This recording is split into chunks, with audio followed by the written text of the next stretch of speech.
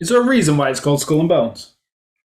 Yeah, well, there's a couple of things with that. So, like I said, it was a second chapter. So some people think that that number that they use, 322, is like a calling card to the fact that they're the second chapter.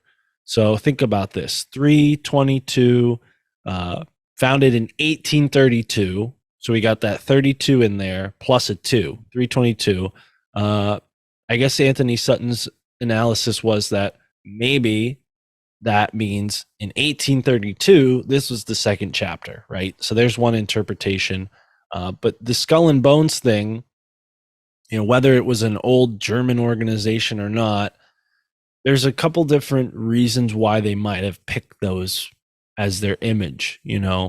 Obviously the Jolly Roger flag is something that the pirates used, and pirate culture was very much informed by the Templars, and before them, the Phoenicians, navies, boatmen. They often have these sort of occult rituals to give them good luck on ocean voyages.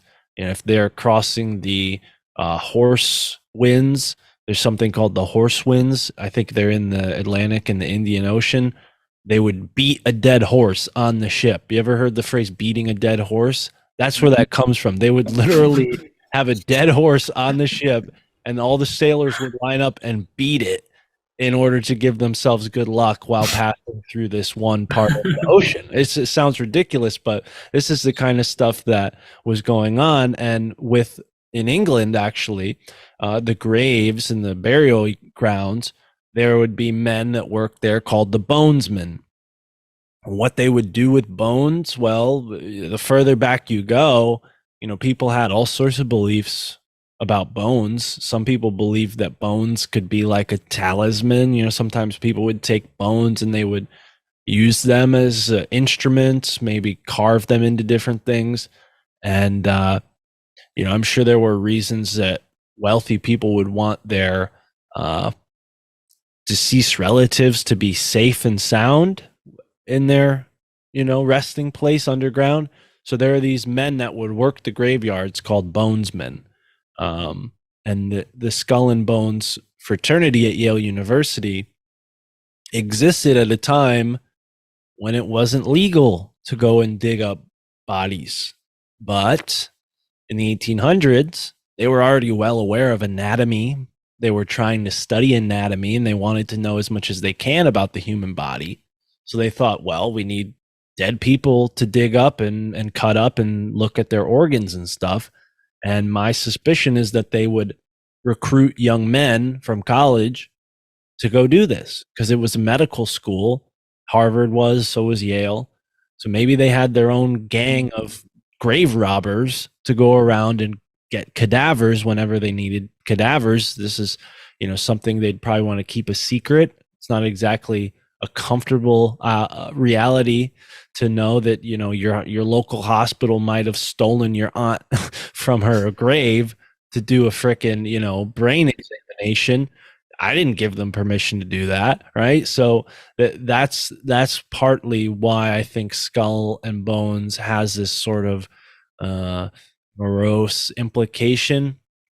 There's also the thought that, like I was saying earlier, it goes back to the Templars.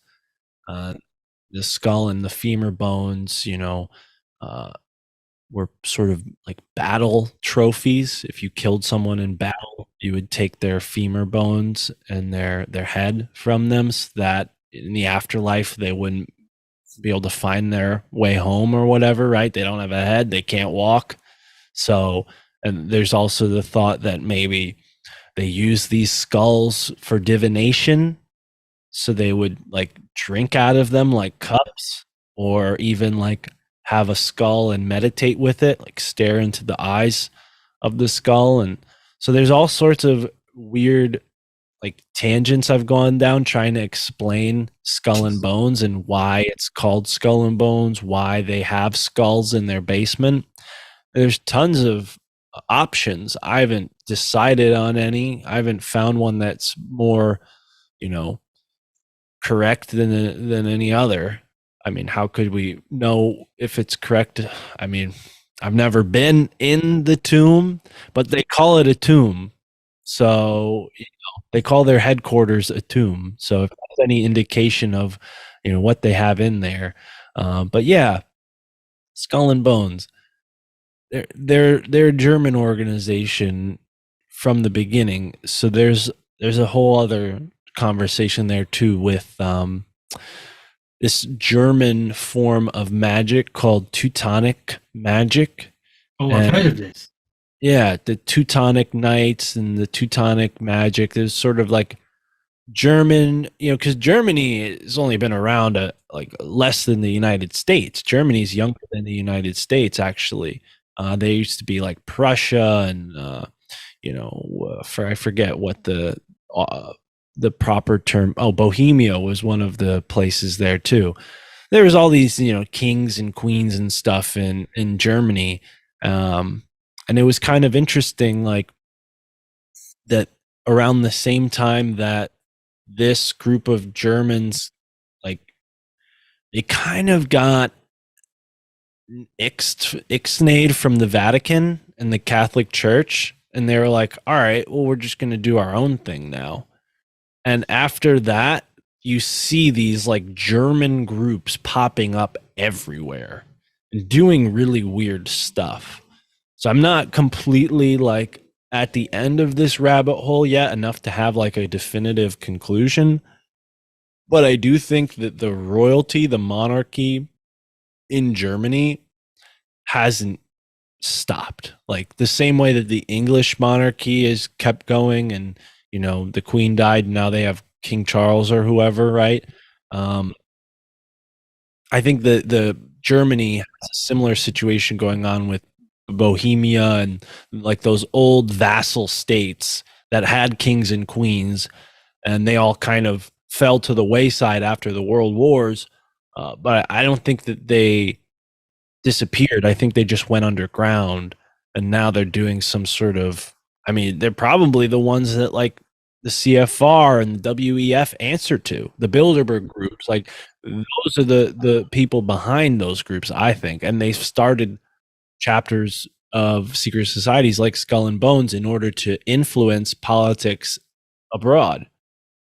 I think I'm 75% sure about this. The British royal family has some German royal family blood in it. Oh yeah, yeah, absolutely. That's even like proven through their name. The I forget. Windsor.